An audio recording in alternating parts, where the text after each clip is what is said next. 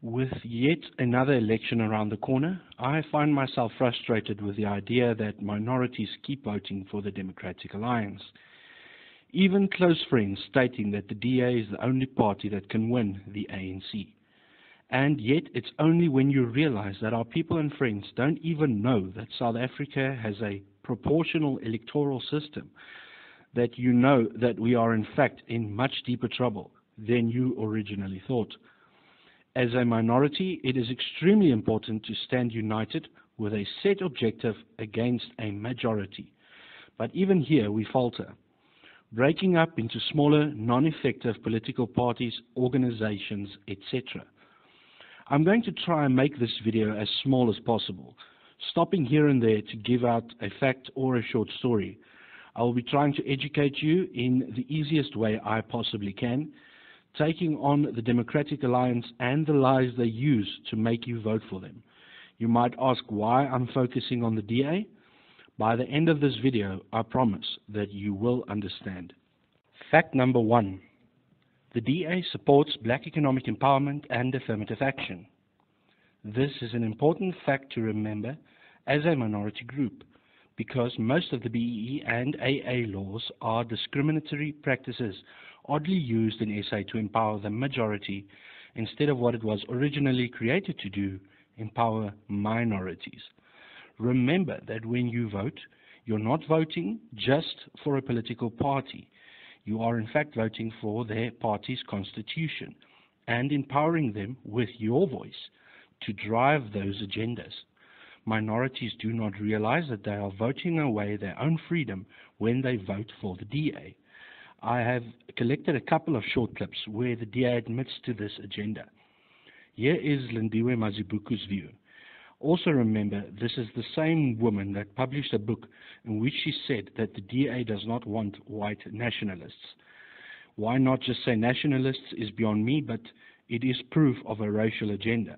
Here is the clips. What we want is broad-based diversity as described in the Constitution, but it's not what we have today. There's massive racial inequalities in our economy, massive racial inequalities in management, in senior management and in JSC ownership. And what we have to do is redress that imbalance using broad-based constitutional diversity as our goal. Our challenge today is to carefully make strategic interventions to counter the effects of apartheid's asset stripping and restrictions while keeping the economy competitive in the global arena. One of these interventions is black economic empowerment.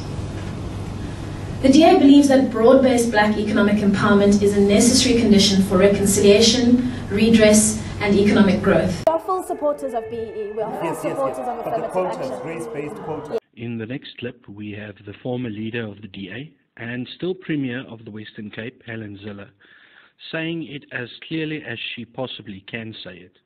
We support BBBEE that creates jobs, not just a few billionaires.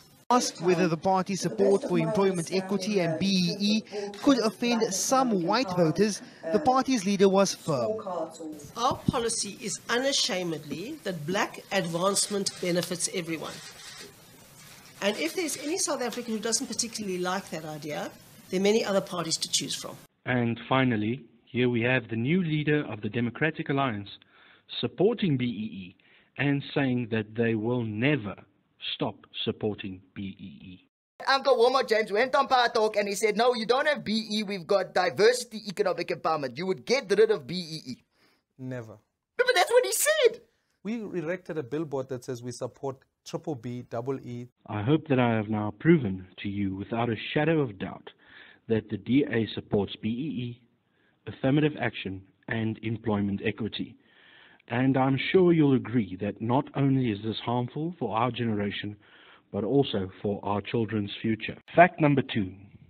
The Democratic Alliance's big lie that they are the only political party that can win the ANC. This is one of the most common lies that we the public believe, when the facts behind this claim from the DA is more complicated than that simple sentence. Did you know that in the 2009 elections, the smaller political parties the DA loves to bash with the whole voting for small parties is wasting your vote debate, had 18% of the parliamentary seats and that the DA had 16%. Together, the opposition parties had 34% of parliament. Why is this important? Because that's exactly what a proportional electoral system gives you: options. You see, it does not matter for whichever political party you vote. A vote against the ANC, whether you voted DA or Freedom Front Plus, is still a vote counted against the ANC. Thus, you have the freedom to vote for a party that supports your values, and it will still have an impact against the ANC. Let's delve even deeper into this DA lie that they are the only party that can win the ANC. During the 2015 national elections, the DA repeatedly said that they, and they alone, has in fact brought down the ANC in Gauteng to 53%. So the DA should, for the mathematicians amongst us, have 47% of the votes in Gauteng, right? When in fact the DA only got 30%. So 47 minus 30 is 17, right? Where has the other 17% gone? The 17% the DA claims as its own success is made out of all the other political parties in Gauteng. In other words, the DA is in fact claiming proportional votes that aren't theirs to give you a false idea of the facts, forcing the light-minded to believe that the DA is truly the only answer. See, the DA believes in our stupidity. They rely on you not doing the maths and just accepting the lie as truth. And let's be honest, they're right. I mean, I bet you I've already shown you things in this video you did not know. So again, you can vote for any, I repeat, any political party, and that vote will count against the ANC. So to explain this in a way that we as South Africans can understand, have a look at this picture. Yes, the ANC can be beaten via a coalition of parties, by a coalition government, with every party playing its role and keeping each other in check.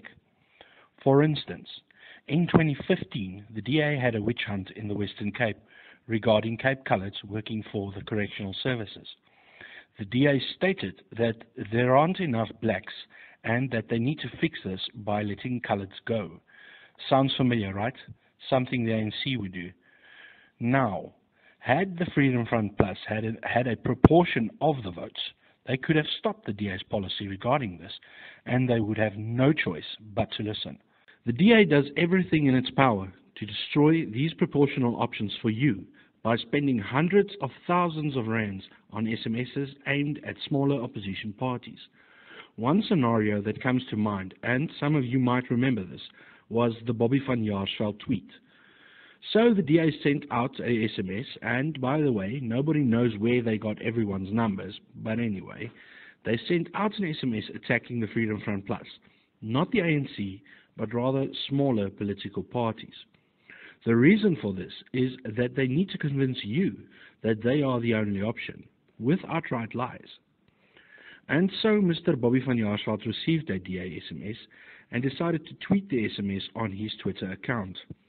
I actually took the screenshot myself before Mr. van Jaarsveld removed it. Please understand that Bobby was as much a victim here as the rest of us.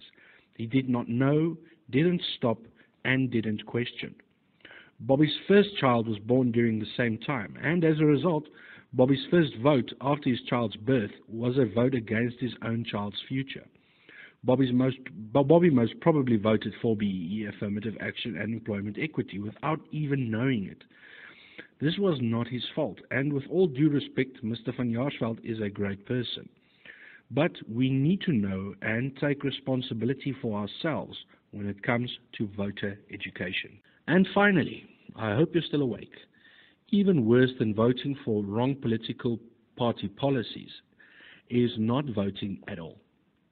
We have this bad habit of staying at home or to go camping during an election day. Please remember that every single vote is worked into a 100% statistic. Thus, by not voting, you are in fact giving the ANC majority even more power and seats in Parliament. You could just as well go out and physically vote for the ANC when you do not vote. So, thank you very much for your time. I do realize that this is probably one boring video, but my hope is that you found this video enlightening and that I have shown you something behind the veil you didn't know. Please like and share this video and join my Facebook page. The link will be in the video description. Ask me any questions you may have and I'll do my best to answer you. I'm leaving you with one final picture. Please pause it and read up on the differences policy-wise between the ANC, the DA and the Freedom Front Plus. And with that, I'll leave you with a question.